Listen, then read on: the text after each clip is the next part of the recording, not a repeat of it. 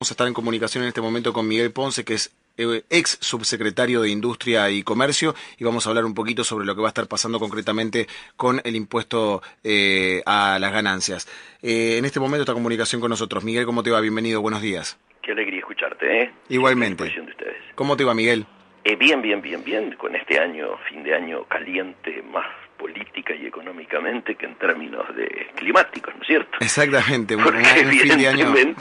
Hoy, por ejemplo, es un día hermoso, yo salí tempranito por el barrio y está divino, pero claro, las noticias nos están indicando que llegamos con un final a toda orquesta, y la verdad es que, primer asunto, el origen de esto lo ha tenido una actitud fallida, tal vez yo diría, del gobierno, donde manda extraordinarias, ¿no es cierto?, un proyecto sin tener el consenso, es decir, sin darse cuenta que iba a fracasar en diputados, y por otro lado algunos sectores de la oposición se ponen de acuerdo en un proyecto que tampoco tiene en cuenta que no iba a pasar en senadores. Entonces aquí tenemos una situación de culpas y costos compartidos, que objetivamente colocan a los que veníamos pidiendo aún desde antes de asumir el gobierno un acuerdo político, pero básicamente para llegar a un acuerdo político, económico y social, que lógicamente colocar en el centro de la escena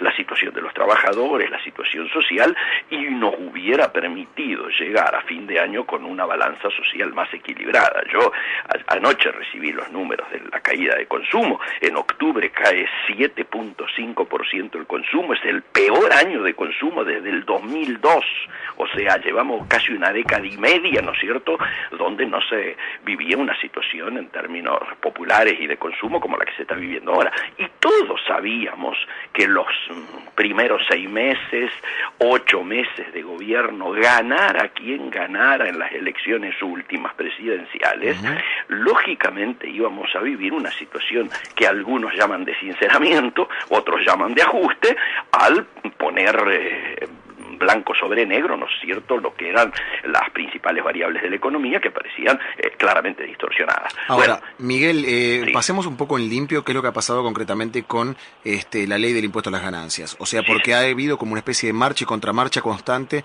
dentro del Congreso. Pero pasemos en limpio puntualmente en qué lugar estamos parados más o menos hoy. Hoy estamos parados, desde mi lectura, en una sensación que los gobernadores se han colocado en el centro de la escena a partir de tomar conciencia del desfinanciamiento de sus provincias si se aprobara el proyecto original que salió en diputados, es decir, aquel del acuerdo de, pongámosle, Máximo y Massa, ¿no es cierto? Si eso saliera, el proceso de desfinanciamiento de las provincias iba a ser muy grande. Digo, lo que está pasando hoy en Santa Cruz era un poroto al lado de lo que se venía, pero además, desde el lado del gobierno nacional, el peligro ¿cuál era? Que si a mí me aprietan con que me cortan desde Buenos Aires los fondos federales, yo te mando cuasimonedas. Y esto hubiera sido un aquelarre, ¿no es cierto?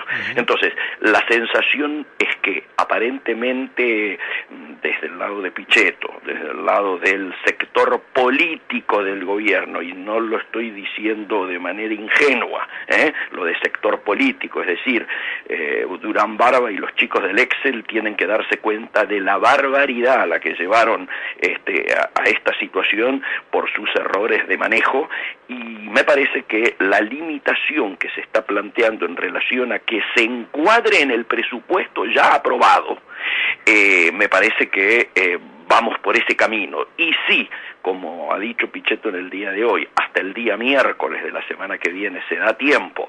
Sabemos que en política esto puede ser un poco variable si se está muy cerca de un acuerdo y de pronto hay que votar el jueves o el viernes, pero en principio el miércoles es una fecha, está marcando una voluntad de acordar rápidamente un proyecto que sea compatible para la inmensa mayoría. Es muy posible que, bueno, Yamasa dijo que acepta llegar a un acuerdo común, mientras que hasta la última hora de anoche, que yo hablé con algunos de ellos, el Frente para la Victoria decía que solo había acuerdo si se aceptaba textualmente, sin cambiar una coma, el proyecto aprobado en diputados. Me parece que es muy posible que terminemos en un acuerdo muy amplio con algún sector del Frente para la Victoria, diríamos, no digo excluido, pero con algún nivel de enojo. Digo los que fueron más protagonistas del primer acuerdo en diputado. Igualmente, yo creo que aquí hay que tomarse el tiempo necesario para terminar de una vez por todas con un sistema impositivo absolutamente regresivo y antiguo que no tiene nada que ver con lo que está pasando en el país y con lo que debiera ser. Digo, impuesto a ganancias sí, a partir de un determinado monto, está claro, es un impuesto entre comillas progresista, porque grava, ¿no es cierto?, a los que más tienen, pero sí, a partir de estar todas las necesidades básicas y lo que es el consumo familiar abastecido, diríamos, y fuera de gravamen.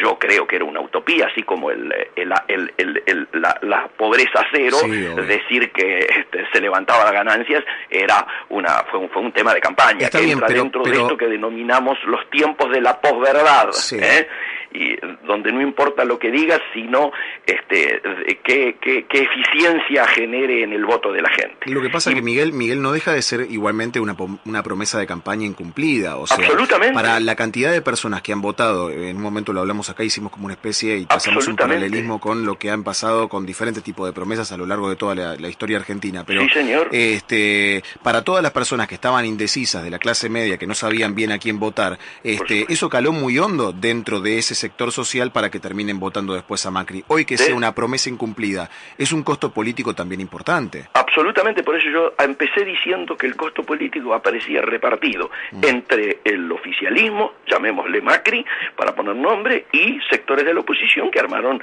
aquelarre con el proyecto que sale de diputado, ¿no es cierto?, que me parece también termina generando esta situación, entre comillas, de empate político del que estamos intentando salir ahora a partir de un acuerdo de amplias mayorías, donde el tema parlamentario se vea representado, donde la CGT tiene que tener un rol central. Totalmente. Que hasta este momento aparece como diluido por algunos problemas internos, me parece, pero que va a ser necesario llegar a ese acuerdo. Pero insisto, el acuerdo al que se llegue, a mi juicio, tiene que abrir el debate a algo más importante. Acá hay que sacar el IVA, hay que plantear claramente que hay que hacer un gravamen a la renta financiera y un gravamen a los territorios rurales y urbanos, como en cualquier lugar normal, diríamos, del planeta hoy, y hay que plantearse claramente la necesidad de rediscutir un sistema impositivo que ponga el acento en los trabajadores y particularmente en las pymes, que nos ayude a una generación de empleo. En estos momentos yo te diría que todas las inversiones están paradas porque objetivamente la gobernabilidad hoy está siendo cuestionada en momentos en los cuales a nivel mundial la situación no viene favorable. Digo, tenemos viento de frente y vamos a tener más viento de frente a partir de enero, cuando Trump largue esta suerte de guerra comercial en la cual se está asociando a Rusia contra China. Hoy Argentina está dando una noticia importante, que es que no va a reconocer a China como economía de mercado, y esto objetivamente entra en este escenario internacional dentro del cual tenemos que mirar de qué manera defendemos el trabajo nacional, defendemos el trabajo argentino, la calidad de vida debe ser mejorada, ¿no es cierto?, con políticas de integración inteligentes al mundo y no bobas. Miguel, quiero hacer un paréntesis más que nada para hacer un balance generalizado de lo que fue este primer año dentro del gobierno de Mauricio Macri. ¿Cuáles fueron, vamos a empezar por los aspectos positivos si es que le encontramos alguno? Fue muy difícil encontrar con diferentes tipos de analistas, tanto económicos como políticos, algún aspecto, aunque sea positivo. Pero te lo pregunto a vos para ver si le podés ver alguna vuelta de tuerca a lo que fue este primer año de gestión. Sí, claro, desde mi punto de vista, desde el comercio exterior, desde la producción, a mi juicio se salió de manera no traumática de dos hechos que parecían a priori como generando mucho temor. Se salió de los cepos y se salió de el cierre con los holdouts. Creo que todos pensábamos que iba a ser muchísimo más traumático y eso se hizo bien. La recuperación de las estadísticas confiables a partir de un INDEC normalizado creo que también está dentro de los hechos positivos. El hecho más negativo, a mi juicio, es el impacto en lo social que ha tenido el no acordar precisamente un acuerdo político, económico y social que fuera una malla de contención, y a partir de los errores de alguna suerte de estos chicos del Excel, en los cuales se privilegió reemplazar consumo interno por inversión, llegamos a fin de año sin consumo interno y sin inversión. Entonces, me parece que ese marco, digo, desde la macro, ha pegado muy fuerte desde la micro, y me parece que recién ahora, con algún tipo de emergencia social, algún tipo de planes que se han ampliado, etcétera y demás, se está buscando poner paños a heridas que han sido realmente de mucha profundidad. Y creo que ninguno de nosotros, y mucho menos los votantes que aspiraban a un cambio positivo cuando votaron en su momento el actual gobierno, pensaron que íbamos a terminar el fin de año así. Y mi planteo central es que mientras el PRO está gobernando con la mayoría de los cargos estatales bajo su mando, mientras Lilita Carrió se ha autoerigido en la fiscal de la República sin que nadie le elija y cumple su rol, y el radicalismo, que iba a aportar la política y que tenía que aportar la sensibilidad social, objetivamente está en falta, y este es un poco el enojo que se nota en el ambiente de la Unión Cívica Radical, ¿no? Miguel, Mauricio Macri se ha colocado un 8 a su gestión en este primer año. Cuando le han preguntado, escucho tu sonrisa detrás del teléfono, cuando le han preguntado todas las determinaciones que ha tomado y si podía hacer una autoevaluación, Mauricio Macri se colocó un 8. ¿Qué puntaje le pones vos, Miguel?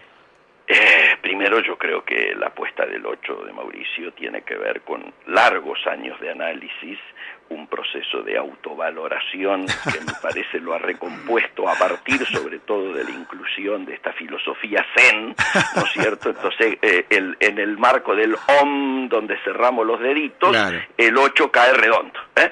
Entonces, yo obviamente no creo que sea esto, y creo, si bien los ingenieros, por una deformación profesional, tendemos a numeralizar, ¿no es cierto?, y a cuantificar cada cosa que miramos, me parece que, primero, no se puede hacer una lectura global. Vos me decís, en política internacional cuánto es una cosa, en política económica es otra, en política social es otra. Nunca un gobierno de manera global puede tener, porque depende de la importancia que vos le des a determinadas cosas. Yo creo que, por ejemplo, el campo le debe poner un 9. Claro, a sus propios intereses, es muy ¿no? posible que claro, le pongan un 10 hasta claro, ahora, claro, y así. Claro. Entonces, me parece que no hay una homogeneidad. Por supuesto que el 8 yo no me siento representado, ¿no? Miguel, como siempre, muy claro. Muchísimas gracias por todo. Por favor, un gran abrazo y a disposición de ustedes.